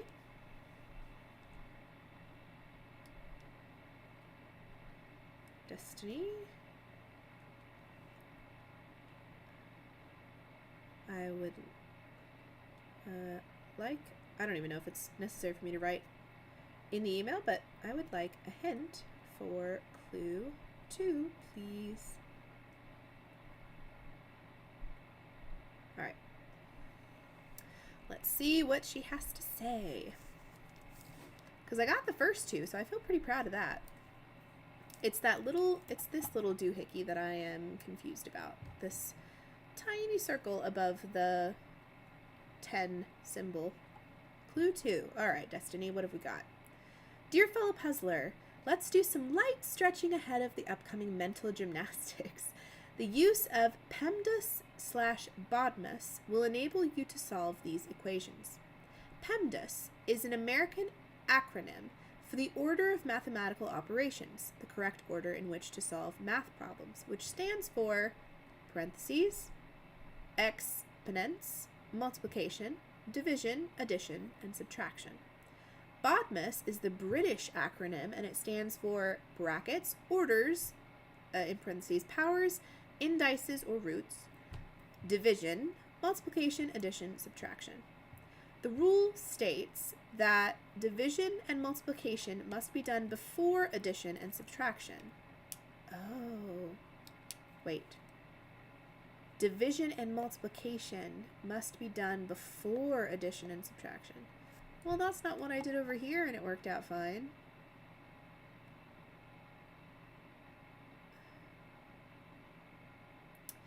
If there are parentheses or brackets and exponents or order of powers and roots, oh, this is like the root of, the square root of something.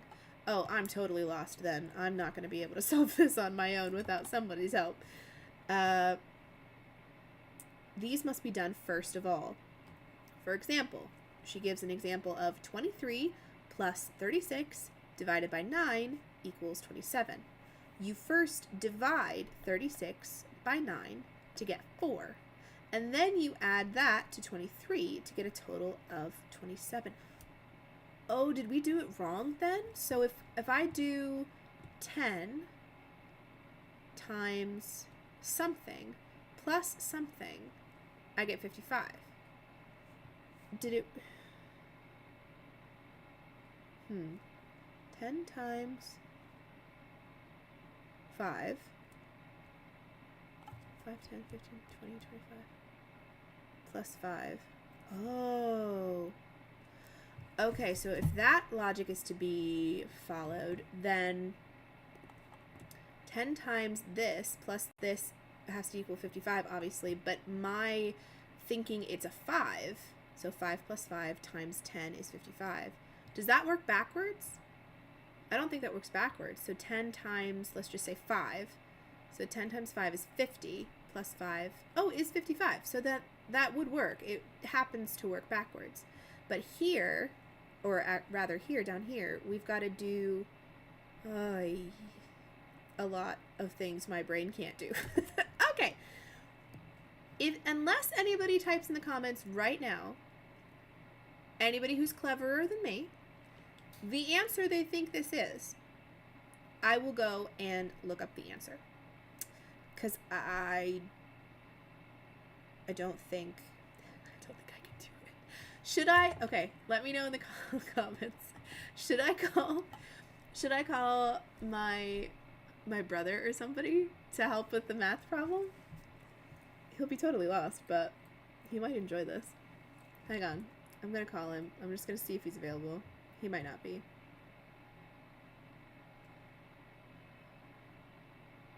I'm phoning a friend. Desperate times, you guys. It's ringing.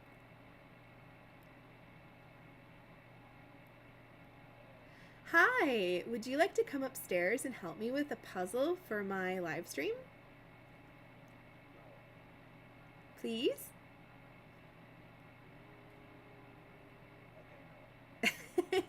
Please? It's a math problem with symbols. Just come up and I'll show you. Huh?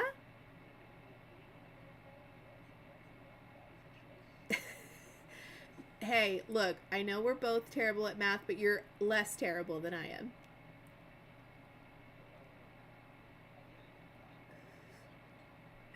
Come on up. He's coming. Because, yeah, I have no idea what the answer is. And, I mean, yeah, we can look up the answer, but I'd like to try to work this out if I can. So, let's see. I do have the clue from Destiny that I can show as well.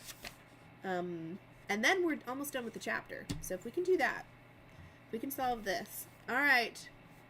So, brother, I have a predicament for you. Would you like to say hello in the tiny square? Are you gonna duck down at any point? Why are you going all the way over there? I'm like the parents in the Peanuts. No, don't be that way. There, I explained it. No. Here's the puzzle. Oh wait, product placement. Curtis. Coca-Cola. Welcome, everybody, to my little brother. You picked the worst corner to duck into. You could have been on this side. No, this side's better. Oh my word. I like this side. Oh brother. This okay. side's cozier. Seriously, oh brother. All right. So we've got a puzzle. I already figured this one out. These symbols, these ones here, are tens. Okay. Okay. Mm-hmm. Let me just do this. So 10 plus 10 plus 10 is 30, right? Mm-hmm. Yep.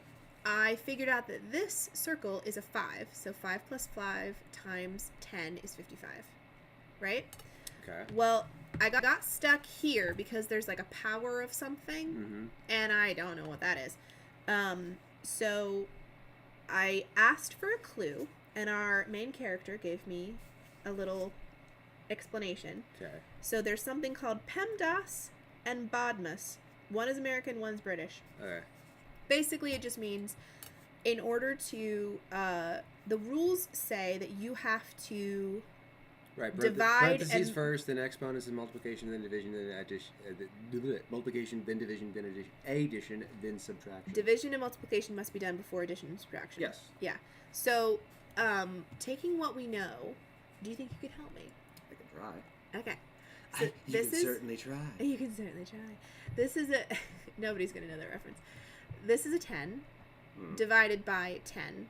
Yep. But with the power of something equals 1,000. So then you need to take 1,000 times 10. 1,000 times 10? Yep. 1,000 times 10. Okay. Let me get my calculator out. Cassie, it's 1,000 times 10. Look. I'm What? bad at math. 1,000 times. I taught Arya this. I told you. 10,000. Under pressure, I cannot do this. You just add the 0. I said I'm not good at math. Okay. So 10,000. What to the what power divided by 10 10 with the power of something. must be 10,000. Yeah, I don't know. I've got nothing. I don't know. Powers are not my strong suit. What Me is it, neither. 10, is it 10 times 10. I love how you're just a headless form. Is it the fourth power? Yeah. Do you want to check my... Here's my calculator. So 10. I've got my calculator pulled up on my phone. You just don't so have that we the can... scientific. Oh, I didn't know you could do that. Yep. He Do pushed that. a button and a lot I more pressed one buttons button showed up. and I solved half her issues. So Oh yeah, there's a power. power. Well, that's to the second power. I want to choose my power. Choose your power. Choose power. Apparently, some of the characters in this book have powers, which is interesting. We don't really get much rhyme or reason as far as what their powers are or why they have them or how they can have them, but we're only on chapter 6, Yep. so we're not that far 10 yet. to the fourth power is 10,000. Divided by 10 is 1,000. Right? No. Yeah. Okay, Divided by so... 10 is 1,000. Yep. Alright, so So that is that is 4.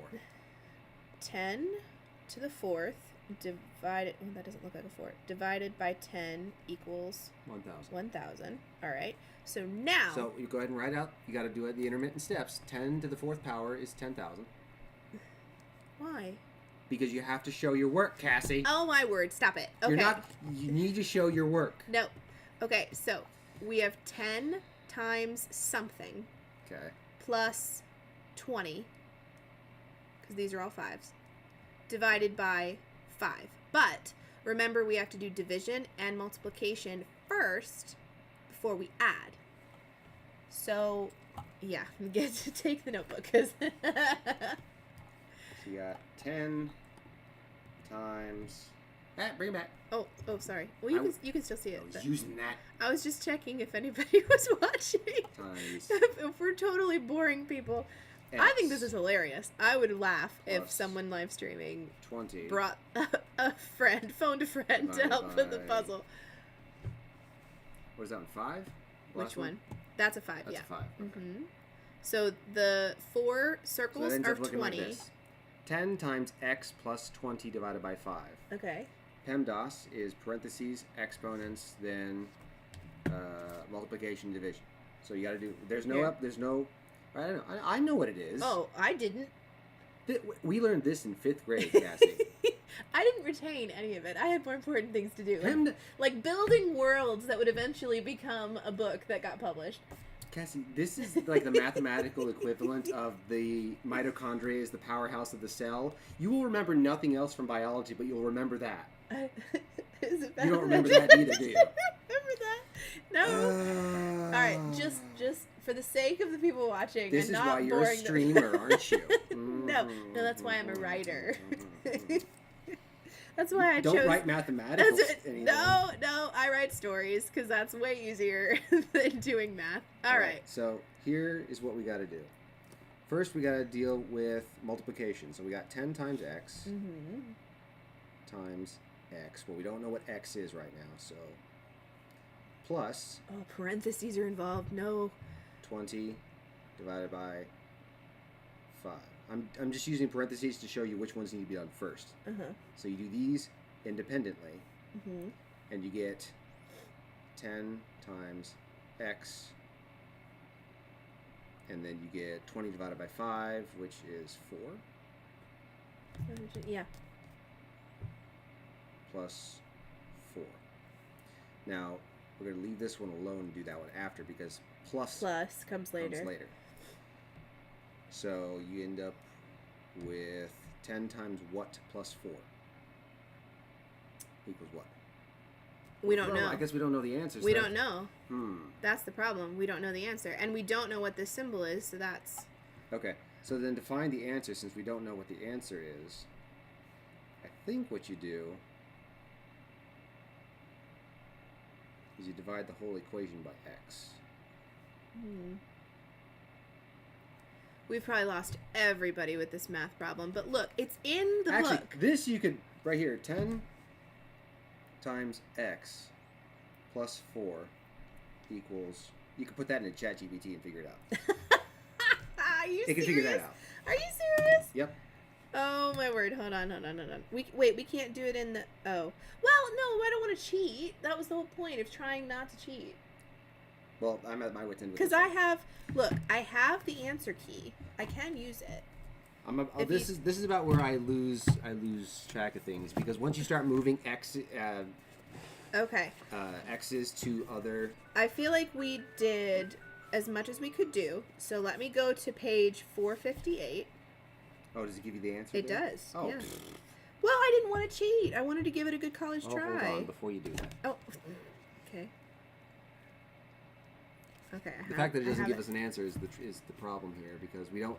This is already an unknown, and then the answer is also unknown. So then you have to move the unknown to the other side and make that the answer and solve it that way. But I don't remember exactly how to move that unknown to the other side, because it's a multiplication, which means you need to divide, which means that the answer. Like, I don't know how to do that, because it's like something over x, but I don't know what that is. It's been a long time. Do you want me to look up the answer? We got pretty far. Okay, so what was the page? 458? Okay, so here's the page. I'll hide... Here, hold on. Let me go back to the webcam and show everybody the puzzle answer. Now let's look at it and absorb it ourselves. Mordecai's calculation. This was value 10. I was right. Oh no, that's value 4. We knew that. Yep. This is value 5. We got that right. So the E symbol. Value is 2, half of the value above, because it's pictured. It's half of the picture. Yeah, look. Okay. No, that makes sense. You can't see very well, but come here. So if that's 5, that's 2.5. This was the sort of carry the 4 thing, but you can't hardly see, but there's a space in between the circle. And that would have told us what this is, because half of that symbol is this symbol. Oh. So you got that 10 was sneaky. times 2 plus 4 equals what? 10 times 2 is 20 plus 4 equals 24. So then, yeah, 24 is the answer. Okay. Woo! Thank you. Well, that's cheating. It's like it's supposed to be. It's an independent thing, and it's like, oh, it's half the symbol, so it's half the value. I didn't make the puzzle. Don't yell at me. I need my soda. You need your soda. Your reward for your hard work. Oh goodness. Well, thank you. Appreciate it. Who would have thought you get an elementary refresher course on mathematics in your book? In a whodunnit. Who would have thunk? Oh. Don't talk to me. I know. Dad failed you. All right. Now we've finished the equation. The answer is 24. Darius inspects the equations more closely before shaking his head. He's never been any good at math. Just like me! Darius, you are my spirit animal. Closing the notebook, he tells himself that it doesn't matter. He doesn't need his father's source material. All he needs is to find the succession documents confirming there are no more surprises. Wait a minute. Oh, it did say that we would have information that the characters aren't privy to. So Darius gave up, but we know the answer. Okay. All right. So now that we know the answer, I'm going to write down. This was I'm going to write down in the book so that if we have to return to it. I'm going to say that this little carry the thing was 4. This is 10. This is 5. Just so we have it.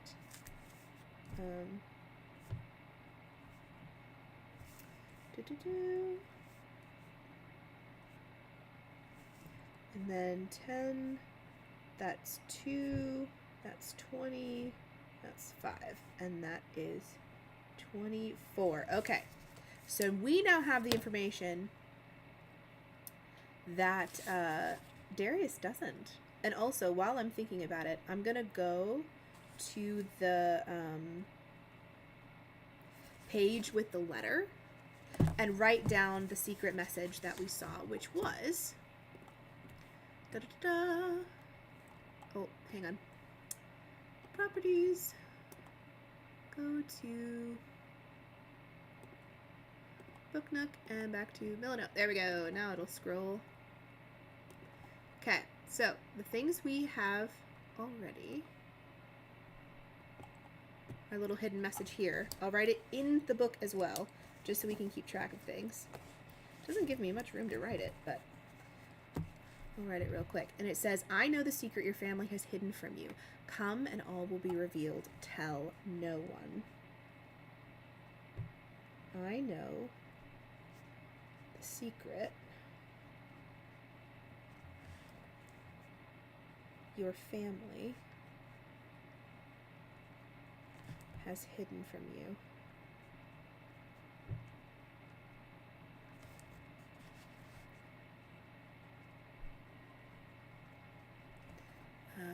Come and all will be revealed.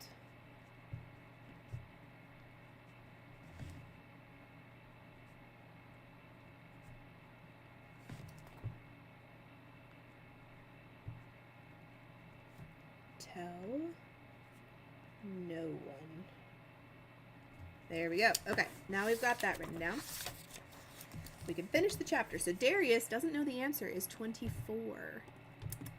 Darius, you're going to regret that later. He doesn't need his father's source material. All he needs is to find the succession documents confirming there are no more surprises. No Scruffmore inheritance waiting in the wings as the rumors have strongly hinted at. It's terrifying that an illegitimate child would be allowed to take the throne if Morty deemed them worthy. Darius tells himself that so long as he truly is next in line, he'll pass his father's test this time. That's all Darius has ever truly wanted, to make Morty proud to be his father. If not, Darius has a backup plan. I wonder if Destiny is an illegitimate child of Mordecai. For years, Morty has been obsessed with the Eye of Gormodius, a rare and powerful magical artifact that he's never managed to get his hands on. But Darius has a lead on it. He just needs to convince the owner to part with it. Could that be Destiny's necklace? The little pendant thing? Oh. But Darius has a lead on it. He just needs to convince the owner to part with it. If Darius can't win his father's love fair and if Darius can't win his father's love fair and square, then perhaps he can buy it. He pictures holding the artifact out to Morty. Here, father, look what I have for you. He imagines his father's monocle gleaming, his eyes bulging with disbelief. How did you find it, when even I failed in my quest? Because I'm smarter and more capable than you think, father. Darius's eyes fill with tears as he pictures the moment Morty will throw his arms around him, clutching Darius tightly to his chest while showering him with compliments and declarations of love. Oh, honey, that's probably not going to happen. After drowning the last of his drink, Darius slams the glass onto the table. Thunder booms so loudly that his chest vibrates as strobes of lightning make the room pulse like a nightclub. Smiling, Darius magics away any evidence of his presence and then stands to head out, answering the darkness's siren's call. Scruffmore bastards beware, he mutters darkly, for that is the only wrench that can be thrown into the works of his plan. Whew, okay. I think on that note, we have earned ourselves a stopping point. Whoo! This book, man, if you are just popping in, this is A Most Puzzling Murder by Bianca Marais. And so far, it's quite good. My only worry is that it might deal with real occult magic, and I'm not a fan of that. So we will, just letting you know, stop the book entirely if it gets to that point. But right now, it feels fictional. It feels kind of Harry Potter-esque, and that kind of magic I'm fine with. So right now, I'm enjoying the puzzles. I think it's a good time. Let me know in the comments if you're watching live or even after the fact. What do you think of this? Do you like this book? Are we having a good time? Math. I know, right? Math is so hard.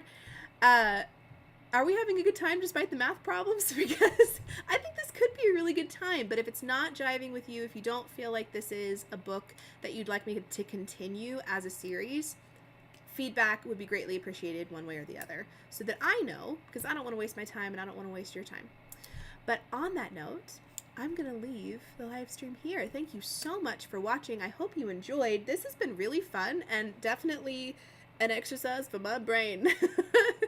The puzzles that I can do make me feel really good, and then the puzzles I can't do, I'm like, I am the most stupid imbecile that ever lived.